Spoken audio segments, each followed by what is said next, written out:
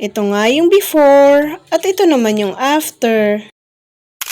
Hello mga mare, this is your Mami Desyang and welcome to my mini vlog. For today's video nga, ito at mag-wallpaper serye na naman tayo ulit. At dahil di na naman nga ako mapakali dito sa pintuan ng banyo namin, ito at napagtripan ko na naman. Kinalas ko na naman nga muna itong parang exhaust dito sa may pintuan ng banyo namin. Pero bago nga yan, ipinakalas ko na rin kay Mister yung doorknob para madali na lang linisin at saka madali na lang din kabitan. Ewan ko ba, pero parang hindi ako nakokontento sa isang araw na hindi mag-improve yung itsura ng bahay namin. Gustong gusto ko talaga magmukha siyang maaliwalas, kaya ito kung ano-ano na lang talaga yung naiisipan kong gawin. Bago ko nga ikinabit yung wallpaper niyan, pinunasan ko munang maigi. Sinigurado ko na matanggal yung mga nakaumbok-umbok o kung ano-ano mga patak-patak na yan na hindi ko alam kung saan ang galing para nga hindi lumutang kapag dinikit ko na yung wallpaper. Dahan-dahan at mabusisi ko nga rin itong dinidikit. Hanggat maaari sinisiguro ko na walang hangin para hindi naman umumbok-umbok yung mga parang bula-bula kapag oras na nilapat ko na yung wallpaper. Di baling ang matagal basta masiguro ko lang na maayos talaga yung pagkakakabit niya. Ito nga tinanggal ko rin yung sticker na naharang doon sa pagkakabitan ng doorknob. Pati na din dun sa may pagkakabitan ng parang exhaust dito sa pintuan ng banyo.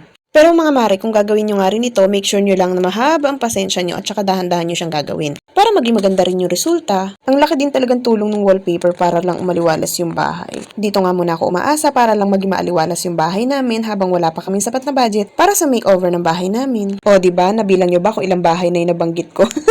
Diyos ko dahil, naipit na lang yung bilbil ko sa pagniyo ko dito. At ito nga yung before and ito naman yung after. O diba, bongga, ang ganda. O pagpasensyahan nyo na yung daliri kong nanggigitata.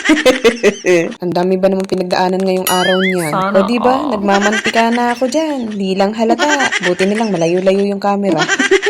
Ayan nga't dahan-dahan ko din tinanggal yung mga pasobra para maging pantay at maganda naman yung itsura. Hindi pa nga natatapos yung pagdidikit ko dito. Abay, grabe na yung saya ng puso ko dyan. Tsaka sa totoo lang mga mare, maganda talaga yung quality ng wallpaper na nabili ko. Ay siya, nakita niyo pa yung chismoso kong asawa kung ano nung chismos ang kinikwento sa akin. Charot.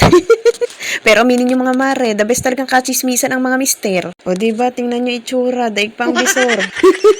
Di ko na nga maalala kung ano bang pinag-uusapan namin dyan. Haroy ko ginoo, ang hirap yung muko. Ayan at for the cut na nga tayo ng mga gilid. At malapit nang matapos. Mukhang may masayang nanay na naman magbubunyi ngayong araw. Yay! Tapos na! For the kabit na nga tayo ng exhaust ng pintuan ng banyo. At ito na nga ang resulta ng pagpapagod natin ngayong araw. Grabe! Ang ganda niya! Di siya mukhang nilagyan ng wallpaper. Pintuan. Ang linis na natin yan. Kakabit na lang yung doorknob. Oh, ito nga, pati yung salamin namin sa banyo, abay napagtripan. Ang ganda ba naman kasi ng wallpaper na to? O siya, kung gusto nyo nga rin nito, ilalagay ko na lang yung link sa comment section. Maraming salamat sa inyong panonood. Sa susunod po ulit ha. Thank you, Lord!